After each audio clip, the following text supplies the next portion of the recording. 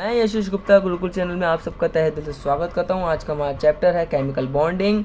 आज मैं इसका लेक्चर 1 करा रहा हूं। 7-8 दिन में मैं इस चैप्टर को क्या कर दूंगा, कंप्लीट कर दूंगा। लो से लेकर हाई स्टैंडर्ड तक चलूँगा। बच्चों ये वीडियो 11th के 12th के और BSc तक के बच्चों के लिए, इसमें मैं IIT का भी कवर करवाऊँगा, तो इसे चारों लोग देख सकते हैं। तो बच्चों शुरू करते हैं केमिकल बॉन्डिंग। केमिकल बॉन्डिंग में सबसे पहले हम समझेंगे केमिकल बॉन्डिंग होती क्या है। तो बच्चों केमिकल बॉन्डिंग क्या होती है, सबसे पहले कोई भी दो एटम है, वो क्या करेंगे, वो जो कोई भी दो एटम सबसे पहले क्या करते हैं, एक दूसरे से बॉन्ड बनाते हैं। इसके पास मान लीजिए हाइड्रोजन का एटम, इसके पास एक इलेक्ट्रॉन है, इसके पास एक इलेक्ट्रॉन है, दोनों ने क्या किया, बॉन्ड बनाया। तो क्या बना लिया, एक मॉलिक्यूल फॉर्म कर लिया। तो बच्चों वो एट्रैक्टिव फोर्स माने वो बल जो दो एटम्स को जोड़कर क्या करता है, एक मॉलिक्यूल बनाता है। जो दो एटम्स को जोड़कर एक मॉलिक्यूल बनाता है, क्या कहलाता है, केमिकल बॉन्ड कहलाता है। और बच्चों ये जो फिनोमिना है कि केमिकल बॉन्ड, फिनोमिना क्या कहलाता है, ये फिनोमिना कहलाता है केमिकल बॉन्डिंग। मतलब कि केमिकल बॉन्डिंग जो एट्रैक्टिव फोर्स क्या करती है, दो एटम्स को बांधती है, वो क्या कहलाती है, केमिकल बॉन्ड। और जो फिनोमिना है दो एटम्स को बांधने का, वो कहलाता है केमिकल बॉन्डिंग। तो मैंने आपको ये समझाया कि केमिकल बॉन्डिंग होती क्या है। तो बट सबसे पहले क्वेश्चन आता है कि ये केमिकल बॉन्डिंग होती क्यों है। Why the chemical bonding take place? Why the chemical bonding takes place? क्यों, आखिरकार ये केमिकल बॉन्डिंग होती क्यों है, ये बहुत बढ़िया क्वेश्चन है। तो अब बात करते हैं उन कुछ पॉइंट्स के ऊपर जो केमिकल बॉन्डिंग होने की सबसे बड़ी वजह है। बात करते हैं सबसे पहले पॉइंट नंबर 1। तो बच्चों पॉइंट नंबर 1 कहता है कि जो एटम होता है, कि जो मॉलिक्यूल होता है, वो मॉलिक्यूल इज स्टेबल।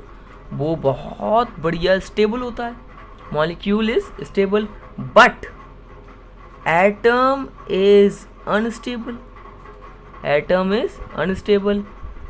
तो मतलब पहला पॉइंट कहता है कि जो मॉलिक्यूल होता है वो स्टेबल होता है और जो एटम होता है वो अनस्टेबल होता है। हम क्यों माने कि एटम अनस्टेबल होता है, उसका कोई ना कोई रीज़न होना चाहिए।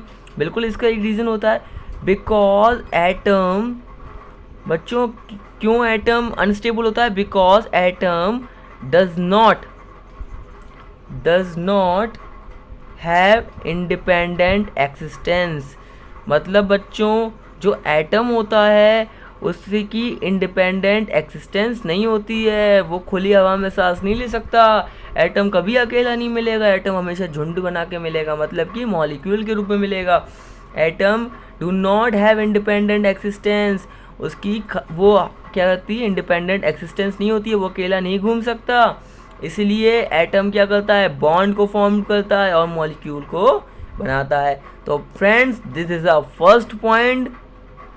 तो अब सेकंड पॉइंट की बात करते हैं कि सेकंड पॉइंट हमारा क्या कहता है कि जो द मोस्ट स्टेबल, तो सेकंड पॉइंट क्या कहता है, द मोस्ट स्टेबल स्टेट, मतलब कोई भी most stable state for a system, मतलब किसी भी सिस्टम की जो सबसे स्टेबल स्टेट होती है वो कौन सी होती है दोस्तों, इज वन, वो होती है इन विच, जिसमें इट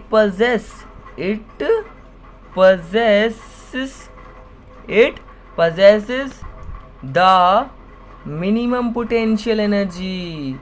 मतलब बच्चों वो स्टेट, किसी भी सिस्टम की वो स्टेट सबसे ज़्यादा स्टेबल होती है, वो जो क्या कहते हैं, जिस स्टेट में वो सिस्टम मिनिमम पोटेंशियल एनर्जी को पजेस करता है, कम से कम potential energy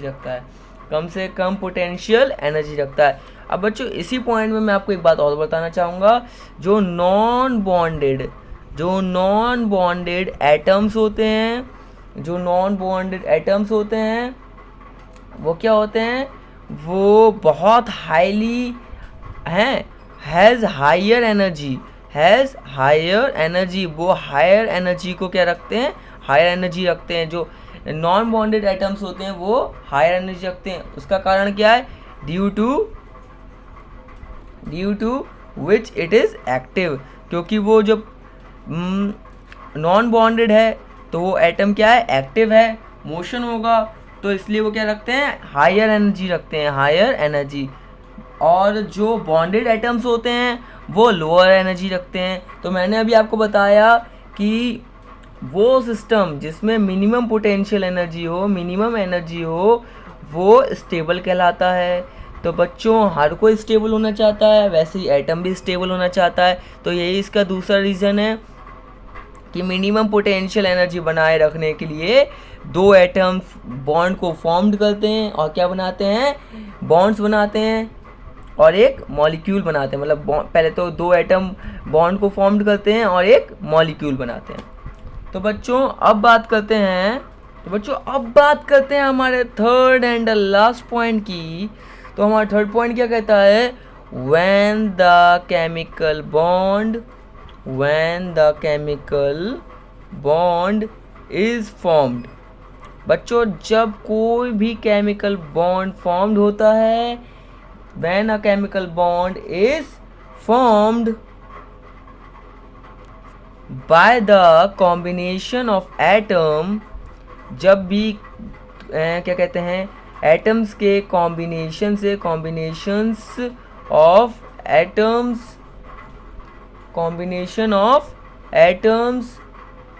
which it atoms and energy is released और इन इट। मतलब दोस्तों जब भी क्या कहते हैं, एक केमिकल बॉन्ड फॉर्म्ड होता है तो क्या होता है, उसमें से क्या निकलती है, एनर्जी निकलती है। क्या निकलती है, एनर्जी निकलती है।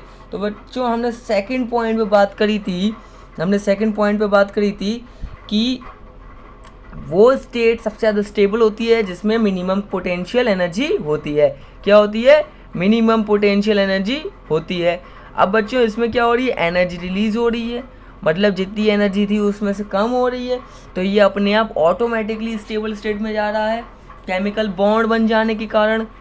तो ये भी एक रीज़न है, ये this is the third and the last reason for forming the bond, for formation of the bond. इसीलिए क्या कहते हैं, बॉन्ड फॉर्म्ड होता है। ये तीन रीज़न हैं, इन तीन रीज़न की वजह से क्या होता है, कोई भी बॉन्ड फॉर्म्ड होता है। अब बच्चों बात करते हैं, पहले हम एक एग्जांपल लेते हैं फॉर्मेशन ऑफ बॉन्ड के बारे में। फॉर एग्जांपल, अब बच्चों हमने माना एक H एटम है और एक दूसरा H एटम है। अब ये दोनों H एटम है,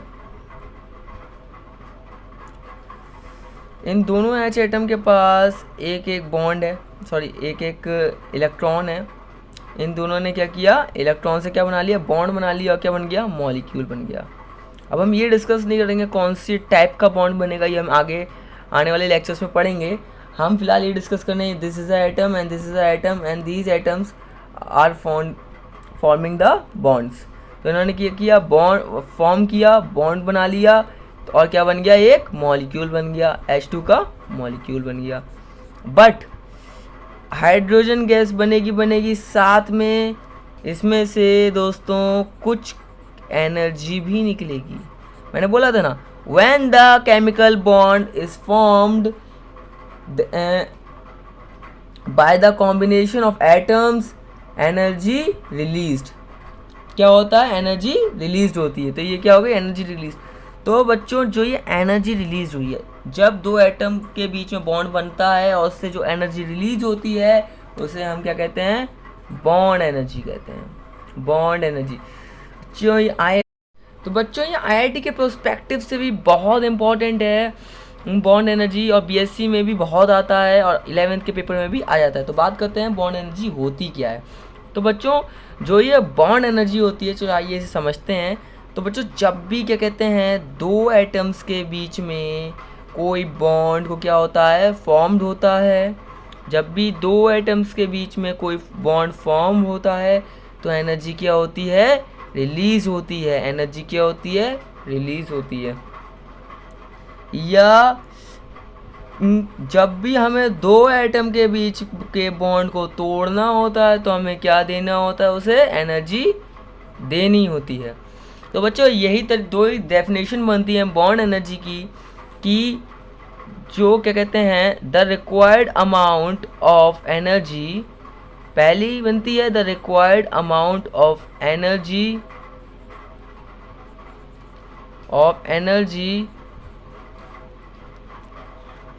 the required amount of energy for formation a bond of 1 mole। मतलब दोस्तों 1 मोल के बॉन्ड को फॉर्म करने के लिए जितने अमाउंट ऑफ एनर्जी की रिक्वायर्ड होती है, ज़रूरत होती है, वो क्या कहलाती है, बॉन्ड एनर्जी क्या कहलाती है। और bond of 1 mole is called bond energy. अब इसकी सेकंड डेफिनेशन क्या बनेगी बच्चों, इसकी सेकंड डेफिनेशन बनेगी the required amount of energy for breaking the bond of 1 mole is called bond energy और डिसोसिएशन एनर्जी। क्या कह सकते हैं इसे, बॉन्ड एनर्जी कह सकते हैं या डिसोसिएशन एनर्जी कह सकते हैं। तो बच्चों जो ये बॉन्ड एनर्जी होती है इसका क्या होता है, इसका जो यूनिट होता है वो क्या होता है, किलो जूल। बात करें इसकी यूनिट की, इसकी यूनिट होती है किलो जूल मोल इनवर्स और किलो जूल प्रति मोल। अब दोस्तों बात करते हैं इफेक्ट्स